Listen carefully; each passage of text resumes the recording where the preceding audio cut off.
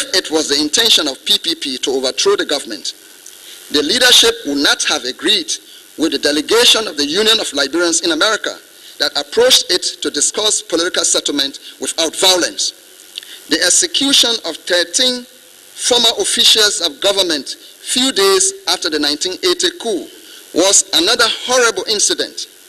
These 13 men were charged and tried behind closed doors by a military tribunal.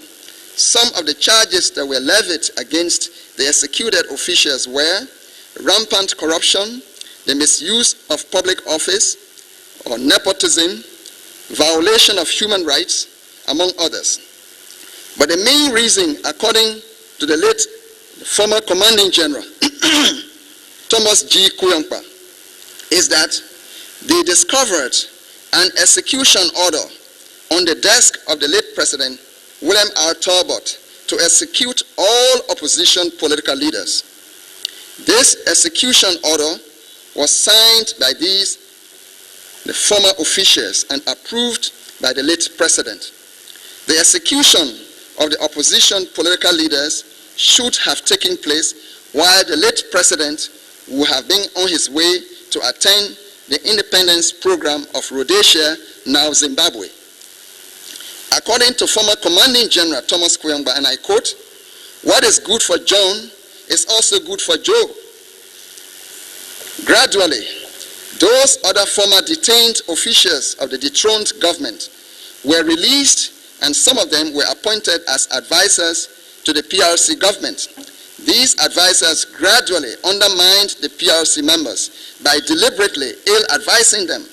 Some officials among the military rulers who did not know better due to their low level of education were misled by their ill advisors. As a result of the wrong advices given to the PRC members by the released former government officials, the cordial relationship that had earlier existed between the progressive leaders and the military men began to take a downward trend.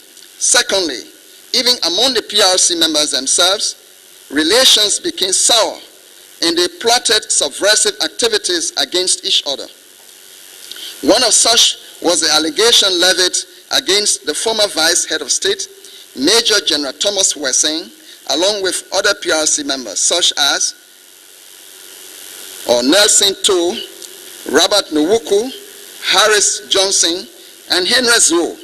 These were all executed by firing squad on allegations that they had plotted to overthrow the PRC government. They were also tried behind closed doors by a military tribunal headed by the late General Frank Sengpenny.